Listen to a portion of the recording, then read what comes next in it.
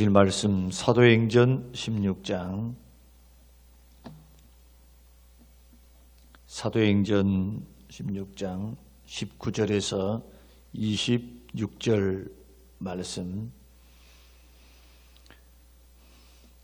여종의 주인들은 자기 수익의 소망이 끊어진 것을 보고 바울과 실라를 붙잡아 장터로 관리들에게 끌어갔다가 상관들 앞에 데리고 가서 말하되, 이 사람들이 유대인인데 우리 성을 심히 요란하게 하여 로마 사람인 우리가 받지도 못하고 행하지도 못할 풍속을 전한다 하거늘 우리가 일제히 일어나 고발하니 상관들이 옷을 찢어 버리고 매로 치라 하여 많이 친 후에 옥에 가두고 간수에게 명하여 든든히 지키라 하니, 그가 이러한 명령을 받아 그들을 깊은 옥에 가두고 그 발을 착고에 든든히 채웠더라.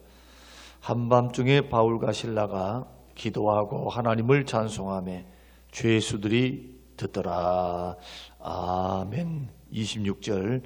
이에 갑자기 큰 지진이 나서 옥도가 움직이고 문이 곧 다 열리며 모든 사람의 매인 것이 다 벗어진지라.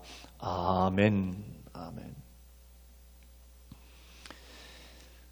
바울이 기도처를 가는 도중에 점치는 귀신 들린 여종 하나를 만나는 장면입니다. 빌립보 성에 들어가서 루디아를 만났고, 그리고 그는 전도하기 위해서 또 기도하기 위해서 그가 가는 도중에 귀신 들린 한 여종이 뒤에서 바울이 가는 곳마다 쫓아다니면서 소리를 질러댑니다. 바울이 이 일을 굉장히 불쾌하게 생각한 것 같습니다. 귀찮게 생각한 것 같습니다. 그래서 그 여종에게 있는 귀신을 명하여 쫓아내서 그 여인의 질병, 귀신 들린 그 병을 고쳐줍니다. 그러자 이 여종에게 심각한 일이 발생합니다. 점치는 능력을 상실한 겁니다. 이 여종의 점을 치는 것을 먹고 살았던 그런 주인이 밥벌이가 사라지자 당국의 바울과 실라를 고소하기 시작합니다. 그리고 백성을 고소하는 내용이 백성을 현혹해서 로마를 해치게 하는 이상한 풍속을 전한다라는 모함이었습니다. 그래서 결국 바울과 실라는 관원들에게 매를 맞고 빌립보 감옥에 갇히게 됩니다.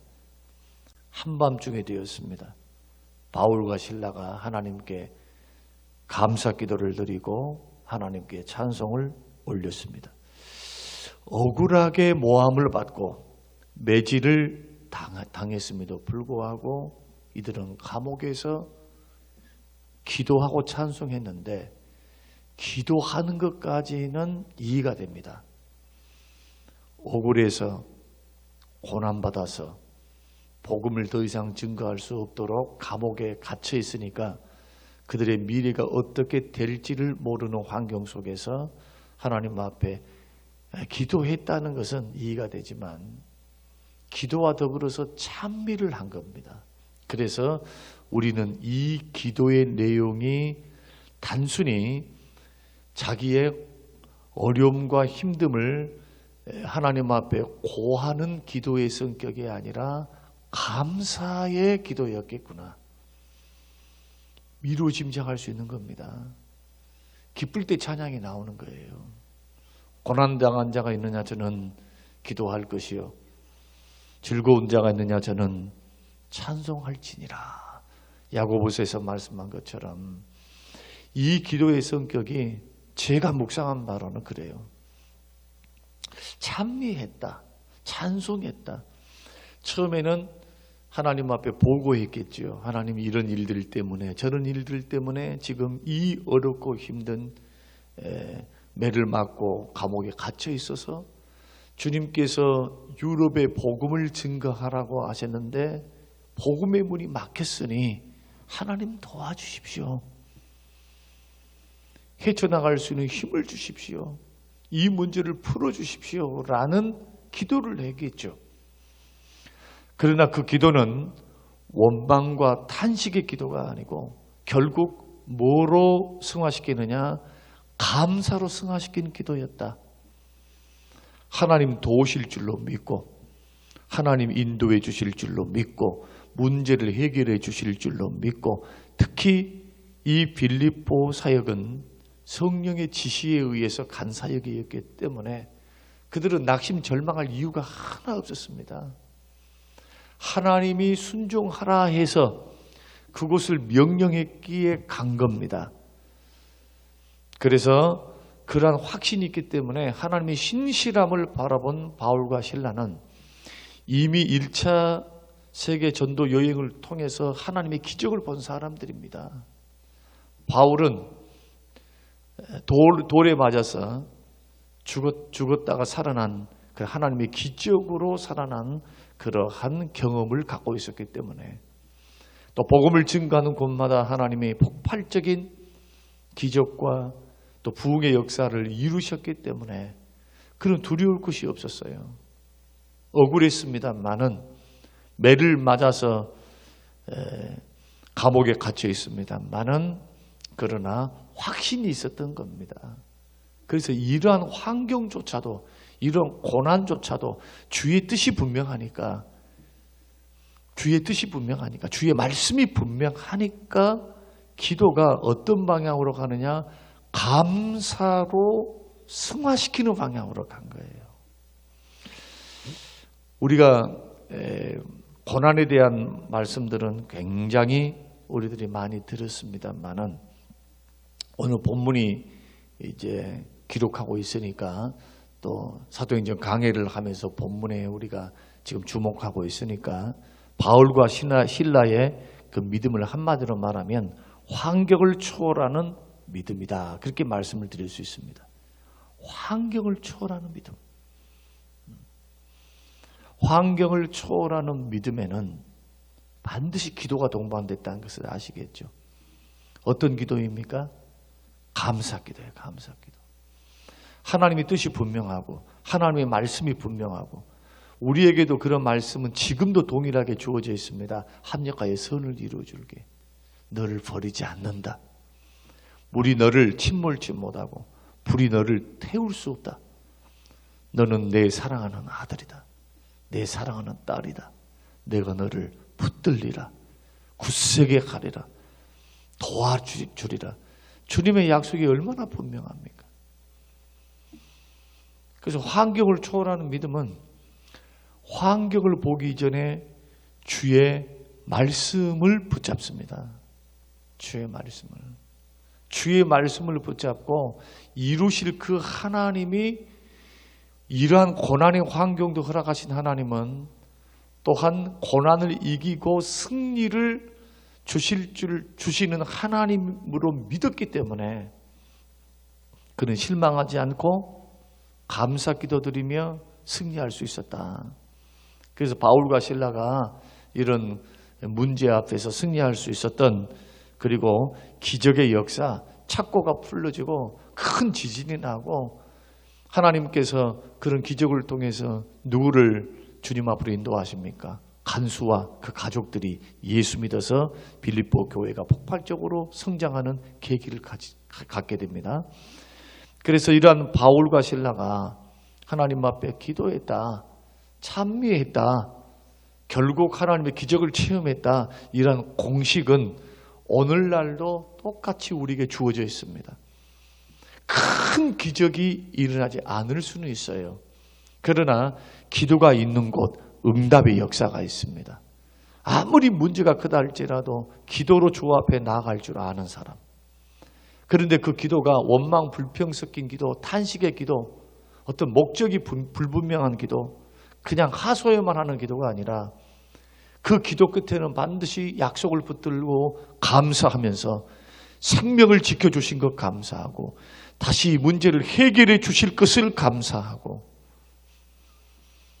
입술도 신앙도 그렇게 가져가면서 오히려 이런 환경을 주도해 가실 그 하나님 내다보며 찬미하고 찬송할 수만 있다면 이런 사람들을 어떻게 마귀가 넘어뜨릴 수 있겠습니까? 이런 사람이 어떻게 시험 들겠어요? 한번 생각해 볼 일입니다. 제가 늘 강조하는, 새벽마다 강조하는 것은 뭐냐? 승리하는 습관을 들이라는 거예요. 지는 습관 하지 말고 승리하는 습관. 말도 행동도 자꾸 긍정적으로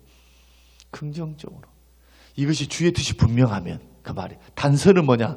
주의 뜻이 분명하면, 아니 죄 지어놓고 회개할 줄 모르고 슬퍼할 줄 모르면 그것은 큰일이죠. 죄 지었는데 기뻐한다고요? 그건 어불성설입니다. 분명히 자기 생각, 자기 인본주의, 하나님의 뜻과는 상관없이 또 죄된 길을 걸어가는데 우리가 침착하다니요. 그럴 수는 없습니다. 하나님 앞에 회개하고 눈물로 가슴 아파하고 죄를 끊기 위해서 기도하고 여기에는 애씀이 필요하고 하나님 앞에 죄송스러움이 필요하고 회개의 눈물이 필요한 것입니다.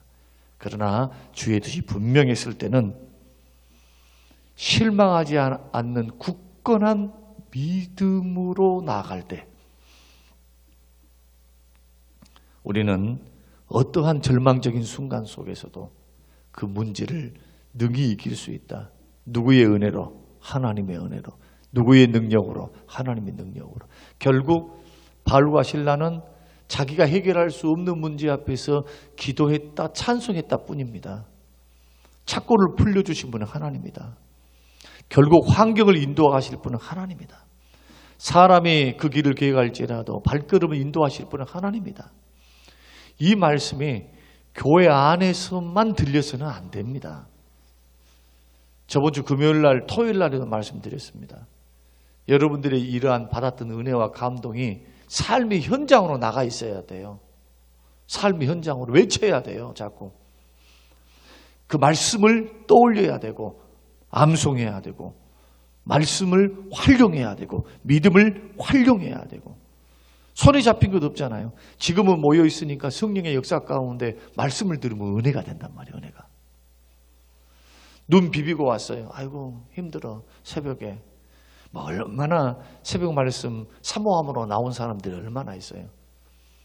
기도하러 그냥 또 기도 안 하면 또 안 되니까 나와 있죠. 그러나 두세 사람 모인 곳에 뜻하지 않는 성령의 역사를 통해 하나님이 우리에게 말씀이 들리게 하시고 은혜를 주시잖아요. 은혜. 그러나 문 밖에 딱 나가면 그 은혜의 감도가 떨어져요. 그때부터가 중요한 거예요. 그때부터 나의 말을 어떤 말을 해야 하느냐? 기도의 말을 하셔야 돼. 여러분 슬프십니까? 그 앞 글자에 반드시 주님 슬픕니다 하면 그 기도가 되는 거예요.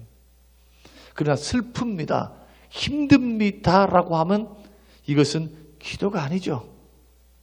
왜냐하면 그 속에는 주님이 빠져 있으니까. 그래서 주님 슬픕니다. 주님 힘듭니다. 이건 기도예요. 주의 이름을 부르는 것, 주의 이름을 의지하는 것. 그래서 예수 그리스도 이름으로 기도합니다. 예수 그리스도 이름을 의지하는 것. 주님, 주 예수님. 그때 주님 들으시는 겁니다. 그렇게 하면서 전능하신 하나님을 바라보고 문제를 향하여 외치는 거예요. 감사를 외치고 풀어주실 것을 믿고 저와 여러분들이 나아가면 여러분의 인생과 삶 속에 풀리지 않는 문제가 없습니다. 때로는 하나님이 기다리라 하실 수 있어요. 때로는 아니다 하실 수도 있어요. 때로는 금방 응답하실 수 있습니다. 그러니까 중요한 것은 하나님의 뜻을 구하고 나가는 사람은 하나님의 응답을 본다는 거예요. 그러나 조급해서 아니면 믿음이 없어서 원망불평하면 연단이 길어집니다. 여러분 맡겨져 있는 자기 십자가는 자기가 짊어져야 되고 하나님이 허락하신 연단과 고난은 반드시 통과해서 다듬어져야 돼요.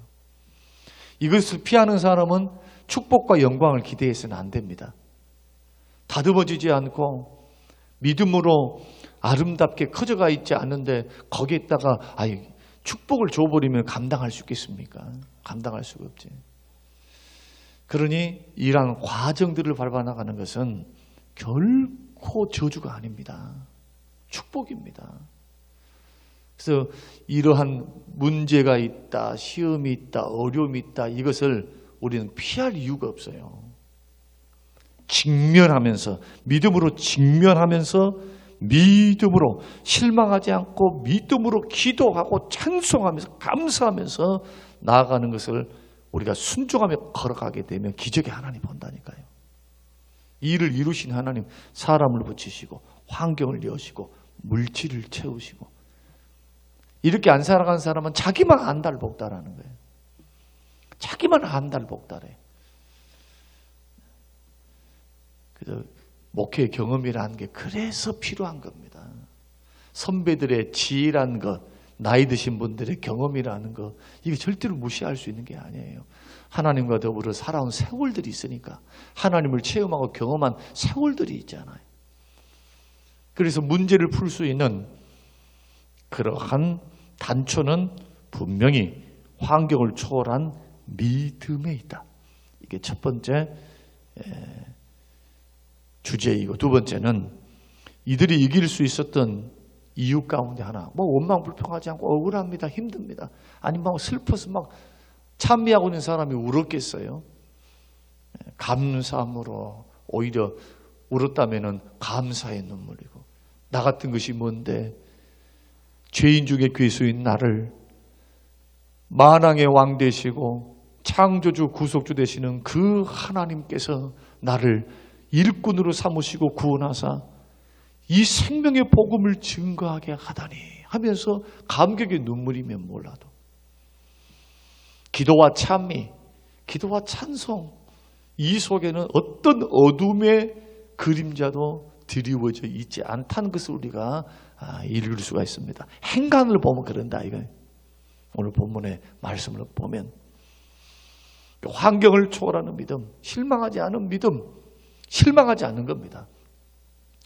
두 번째는 예수 이름으로 당하는 고난을 오히려 큰 영광으로 여겼기 때문에 기도하고 찬송한 거예요. 예수님 말씀하고 똑같아요. 의를 위해서 핍박받는 자, 주님 때문에 욕을 당하는 자, 고난을 당하는 자, 기뻐하라. 하늘에서 너희 상이 크미니라. 하늘에서 너희 상이 크미니라. 상이 크대요. 이러한 말씀을 에베소서 3장 13절에서 사도 바울이 지금 감옥에 있는 자기가 에베소 교회의 상황을 듣고 에베소 교회에 편지를 보냈는데, 에베소 성도들 회중 서신이라고 그럽니다. 에베소서라는 게 에베소 지역에 있는 여러 가정교회들에게 보낸 거예요. 이 말씀은 여러 에베소 지역에 있는 가정들에게 있는 흩어져 있는 성도들에게 보내는 회람 서신이라 그렇게 말합니다. 회람이 뭡니까? 돌아가면서 읽는다는 거예요. 교회가 이렇게 막 지어져 있는, 물론 지어져 있습니다만은 그러나 또 가정 단위로 모여 있기 때문에 편지가 이렇게 방문되어져서 여러 3, 4, 5 모여 있는 그러한 여러 교회들에게 읽혀져 있는 에베소 지역이에요. 회람 서신입니다. 뭐라고 말씀하느냐? 그러므로 너희에게 구하노니 너희를 위한 나의 여러 환난에 대하여 낙심하지 말라. 이는 너희의 영광이니라. 내가 복음을 증거하다가 지금 고난을 받아서 지금 감옥에 갇혀 있는데 이것 때문에 낙심하지 마라. 내가 당하는 고난 때문에 낙심하지 말라는 거예요. 우리 목사님 저렇게 힘들어서 어떡해. 우리 목사님 저렇게 감옥 갇혀서 어떡해. 저렇게 채찍 맞아서 저 연약한 몸이 어떻게 하지. 낙심하지 말라는 거예요. 걱정하지 말라는 겁니다. 오히려 너희의 영광이라는 거예요. 이 말을 역으로 생각해 보십시오. 사도 바울의 입장에 생각해 보십시오. 나는 영광스럽게 생각한다. 그 말입니다. 이 말이.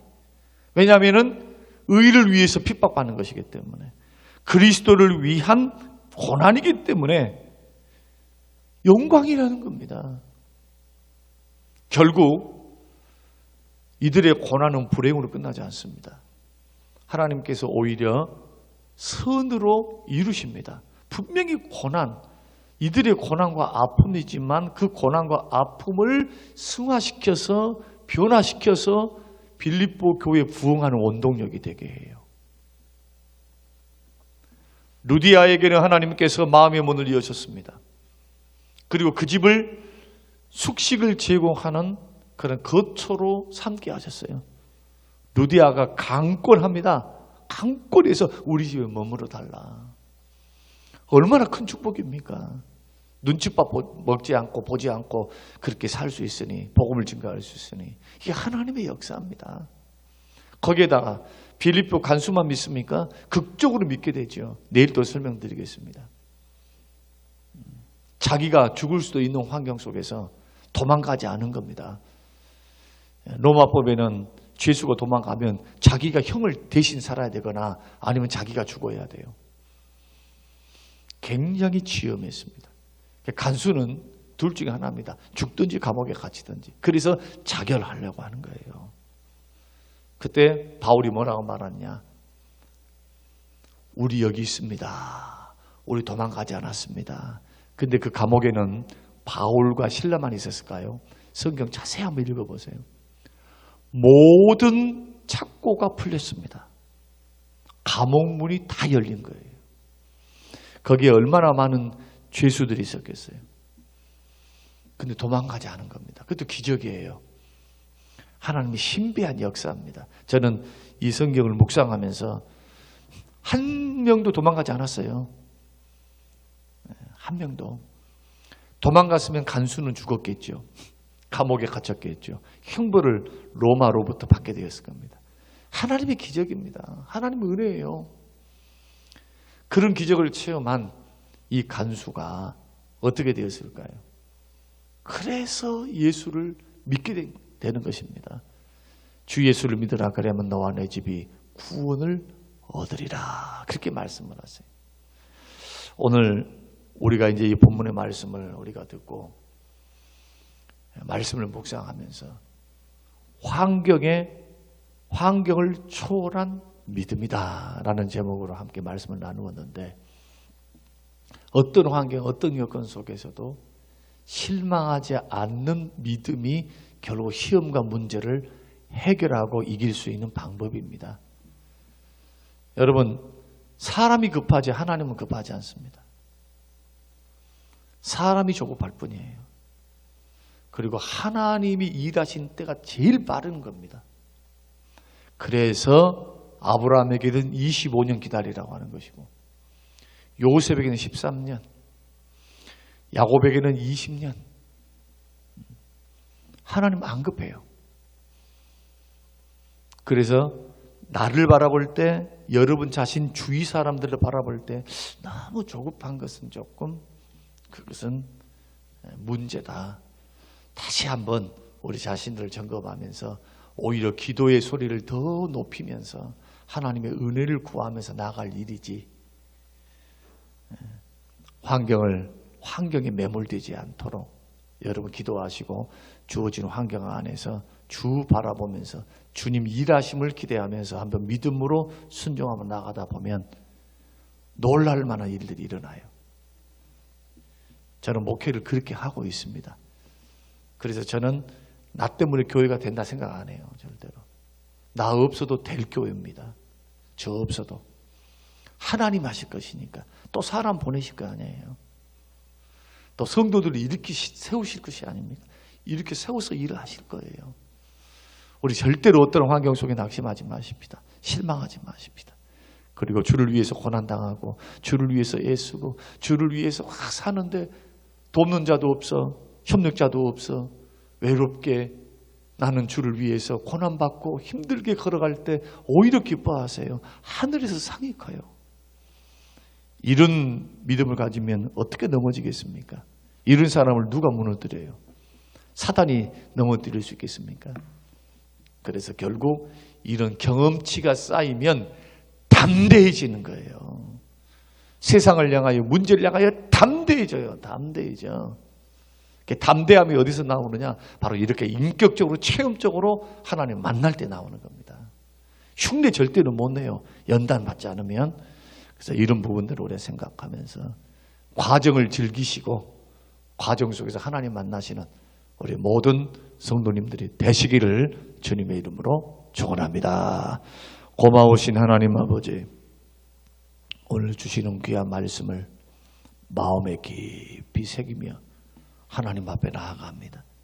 이를 이루실 하나님, 지어 성취하실 하나님, 어떤 환경 여건 속에서도 실망하지 않는 믿음으로 서게 하옵시고 오히려 그리스도를 위하여 고난받는 것으로 영광스럽게 생각하고 믿음으로 받을 수 있는 상급을 바라보는 귀한 복된 인생들이 되게 하옵소서.